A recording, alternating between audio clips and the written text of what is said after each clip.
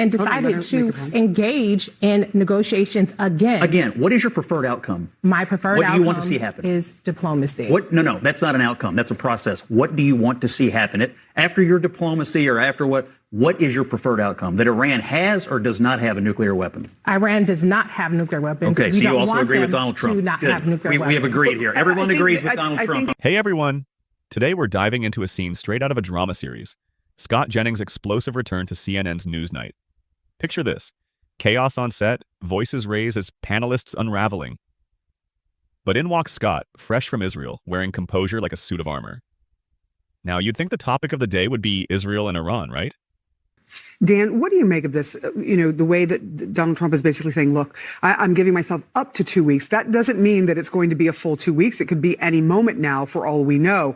But do you think he's listening more to sort of the MAGA megaphone holders who, like Steve Bannon, met with him, and then after that he said, look, I'm going to give a 2-week pause, because Bannon has been very clear he is against going into Iran using U.S. military force, over his, head of intelligence? Yeah, I think it's a very simple question. Where should Americans go for evidence of the president's ability to manage this crisis effectively? Look at his foreign policy record. He promised that we would have peace in Russia and Ukraine within 24 hours. It's still going. He said he'd end the Gaza war, and instead he tweets out a video of him shirtless on the Gaza Strip. He said he'd end forever wars. They're still going. He said Vice President Harris would start World War III. He's on the brink of starting a much larger role.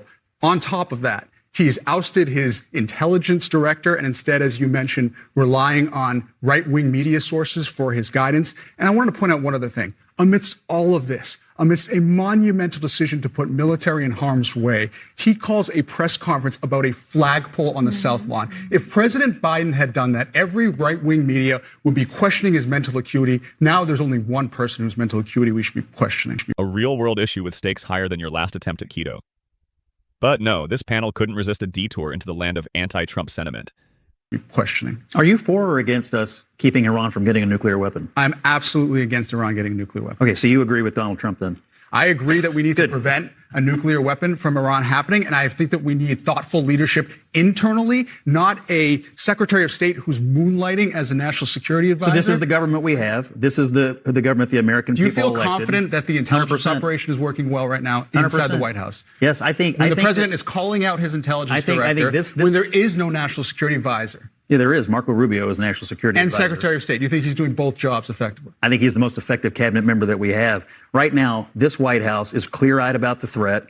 They are as close to Israel as you can be. Clear-eyed would not mean that he is building flagpoles in the middle of this, going golfing and whiffing on his shot. You're obsessed with this flagpole issue. What you should be obsessed with because I'm obsessed is the fact that we're on the brink here of remaking the Middle East and making Western civilization safe and protecting our special ally, Israel. That's what you should be worried about. I'm obsessed with a president making sure the military is not put in harm's way.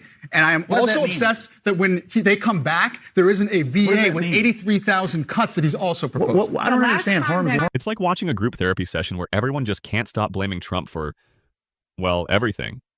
Seriously, every time someone mentions Middle East diplomacy, it's as if a switch flips and suddenly it's a Trump tale. But here's where Scott stands out. Cool as a cucumber, slicing through the frenzy with facts that are hard to ignore. With you, you're just back from being in Israel. You got caught in this and had a difficult time getting out. When you look at what's happening between Donald Trump and Tulsi Gabbard, what do you make of this back and forth that is happening? Is it something to really be paying attention to, or is it a sideshow that doesn't matter to you? I think it's a sideshow because the commander-in-chief believes what he believes, and he believes what is true, which is that they have made and enriched unprecedented amounts of uranium. You wouldn't need that much if you weren't planning to build a nuclear weapon. And if they decided to build one, they'd be weeks away from doing it. Plus, for 20 years, Donald Trump has been saying we cannot allow Iran to have a nuclear weapon. So, he has very clear-eyed views on this, very consistent views on it. And he knows that it's just not possible for us to have peace in the Middle East if Iran gets a nuclear weapon. On top of that, if I could just comment on what Anderson said regarding Israeli resolve, I completely agree. That's what the sentiment is on the ground. Yeah. Before the Iran war started, I was moving around the country, meeting with people. The resolve among Israelis to defeat the Iranian terror proxies following October the 7th is extremely high, even after all this time. And you throw on top of it now this war with Iran. This has been 20 years in the making. They can't have a neighbor like this who believes that Israel should be completely and totally eradicated from the map and that every Jewish person should be murdered. What they lived through on October the 7th and what they lived through with the prospect of Iran having a nuclear weapon, it's just not livable. It's not possible. This can only end one way. Iran cannot have a nuclear weapon. And if the people of Iran would take this opportunity, they should rise up and toss these butchers out and get themselves a new government. Now here's why you should stick around. Scott's the only one who maintains sanity amidst all this frenzy, offering not just comments but clarity. He's putting everyone else in a bit of a spin, but with silent precision, and it's a sight you don't want to miss. If cutting through the noise and getting to the heart of the matter is your thing, then make sure to hit that subscribe button. Seriously, your support keeps us motivated and ensures that you won't miss a single update. Thanks for being part of this growing community. Let's get into it. All right, so last night's CNN panel was anything but ordinary. It was like a storm where facts and emotions were flying all over the place. You had Dan Coates, former director of national intelligence, practically unraveling over there. Our man Scott Jennings, however, was like a lighthouse in the middle of this fog. Let's set the scene here. You've got this panel, all gathered to discuss U.S. foreign policy, specifically Iran's nuclear ambitions. This topic, seriously, could not be more urgent. Iran. What we're hearing, the first night in the opening strikes, they took out 15 nuclear scientists to ensure that their knowledge as well as the technology were gone, so they couldn't reconstitute the program the next day after sort of it happened. So it's clear that there's a threat. From what I'm told, the administration basically held the Israelis back. The strike was supposed to take place in the middle of May, and going back, it was the vice president of the DNI who had cautioned the president to consider negotiations. President Trump said okay.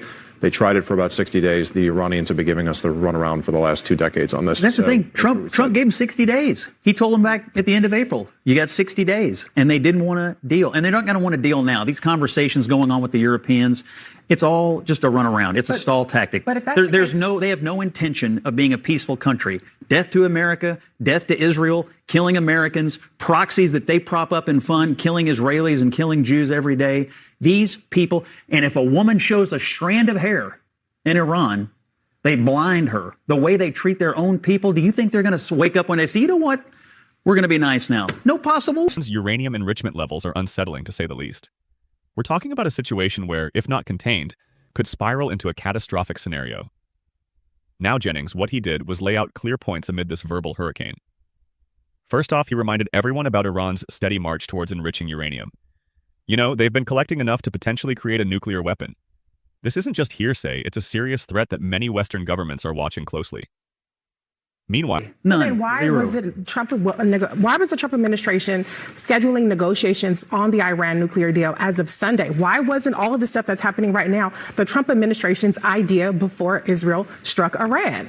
They gave them 60 days. They said in April. They had negotiations that were scheduled on Sunday that were canceled. What happened to that? Because they were Are you more upset that they canceled the negotiations or that they enriched the uranium to the point that it could be days away from a breakout point? I'm upset that this administration does not have the reins on anything. They are being led because at the bottom line is up until this Sunday, they were willing to negotiate with Iran. Now, I know to your point, Marco Rubio is nowhere to be found. It was Steve Witkoff who's taking the lead on these negotiations. So maybe this is an indictment on their assessment of his ability to see these negotiations through. What do you want to see happen? What is your preferred outcome? I would like to see diplomacy. This administration is with who? The same Iran? one. This administration is the one that backed out of the JCPOA in 2017, and now that allowed them to enrich uranium.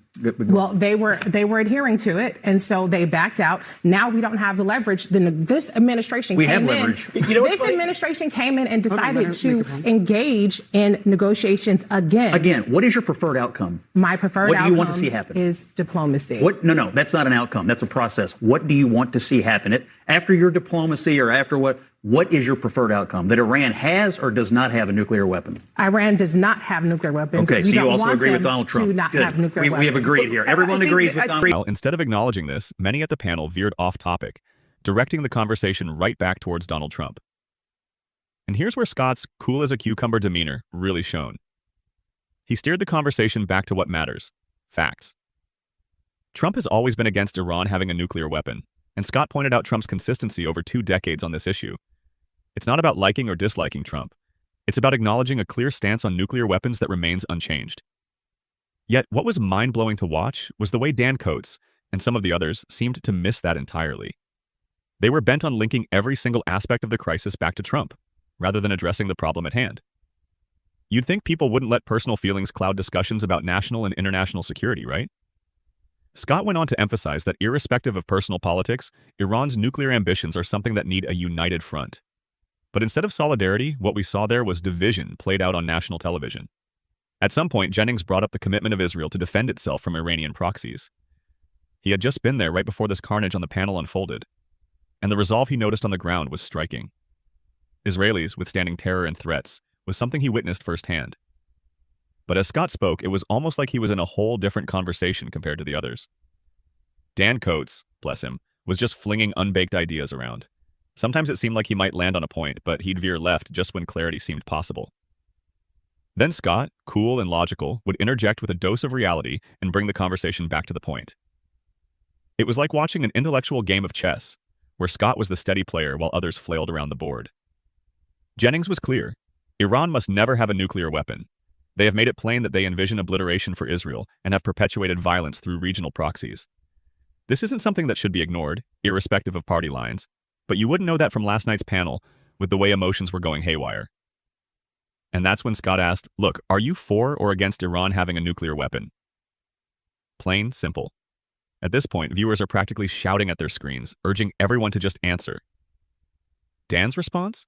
He mumbled in some agreement over nuclear weapon prevention, but you could see he was more interested in a side conversation about Trump's historical decisions, rather than the current critical crisis.